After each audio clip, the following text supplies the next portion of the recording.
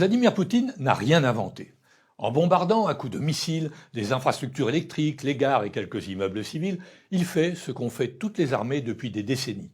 Déstabiliser l'ennemi en privant les populations des ressources naturelles de base, eau, électricité, et en faisant régner un sentiment de peur et d'insécurité chez les civils, dans l'espoir qu'ils feront pression sur le gouvernement pour obtenir une cessation des combats. C'est ce que l'on baptise aujourd'hui de stratégie de la terreur, de terrorisme d'État. Mais ces condamnations viennent de pays, de gouvernements qui ont eux-mêmes pratiqué sur une grande échelle la même stratégie. Et à chaque fois, ce fut un échec. Hitler, en bombardant massivement Londres, Coventry en 1940, espérait que la population britannique terrorisée ferait pression sur Winston Churchill pour demander la paix, bien sûr aux conditions allemandes. C'est l'inverse qui s'est produit. La population britannique s'est massivement rangée derrière son gouvernement. En 1944-1945, Américains et Anglais ont systématiquement bombardé et aveuglément les villes allemandes, avec même des bombes au phosphore. Rien qu'à Dresde, il y eut 200 000 morts. Les Alliés espéraient que la population allemande se révolterait contre Hitler. Ce fut l'inverse. Pendant la guerre de Corée, le bombardement par les Américains de Pyongyang eut l'effet inverse sur les Coréens du Nord. Idem pour la stratégie au Vietnam, où les tapis de bombes sur Hanoï n'ont fait que renforcer l'emprise du Parti communiste vietnamien. On a constaté le même phénomène en Irak en 2003, où les bombardements et les bavures américaines ont poussé une partie des populations dans les bras de Daesh.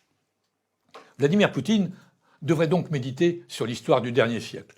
Terroriser les civils ne fait pas gagner une guerre. D'autant qu'en matière de propagande, le maître du Kremlin est un enfant de cœur par rapport aux Américains et aux Ukrainiens. Avec les réseaux sociaux, l'information instantanée, chaque destruction d'immeubles, chaque mort dans la population civile en Ukraine devient un événement planétaire et renforce la volonté des Ukrainiens de se battre. Cela dit, les Ukrainiens et les Occidentaux devraient méditer eux aussi sur ce que nous enseigne l'histoire. Si jamais ils se mettent à faire des attentats plus ou moins aveugles, à envoyer des missiles sur le territoire russe, avec les inévitables destructions civiles qui accompagnent ce genre d'opération, ils risquent de remobiliser l'opinion publique russe autour de Poutine. Et la Russie se présentera alors aux yeux du monde, enfin notamment aux yeux du monde non occidental, comme la victime d'une agression. On voit bien que Volodymyr Zelensky, qui a le soutien en Europe des Baltes, des Polonais et de quelques autres, a engagé avec Vladimir Poutine une sorte de lutte à mort.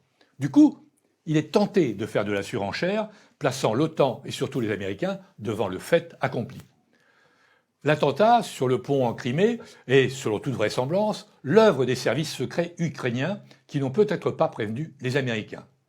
D'autres opérations du même type sont vraisemblablement envisagées à l'intérieur même du territoire russe afin de frapper les esprits, mais aussi de pousser Poutine à réagir et à bombarder encore plus aveuglément les villes ukrainiennes. Kiev pourrait alors exiger et obtenir de plus en plus d'armements pour se défendre, mais aussi pour aller frapper en Russie, et ainsi de suite, dans une sorte de cycle infernal. Hier, c'était Poutine qui ne voulait pas négocier. Aujourd'hui, c'est plutôt Zelensky qui ne veut pas se mettre autour d'une table. Ce sont les Américains qui détiennent donc la clé de ce conflit. Ils ont obtenu finalement ce qu'ils voulaient. Ils ont poussé Poutine à la faute. La Russie sortira, quoi qu'il en soit, très affaiblie de ce conflit. Et l'autre victime est l'Allemagne, dans le collimateur des Américains depuis 20 ans.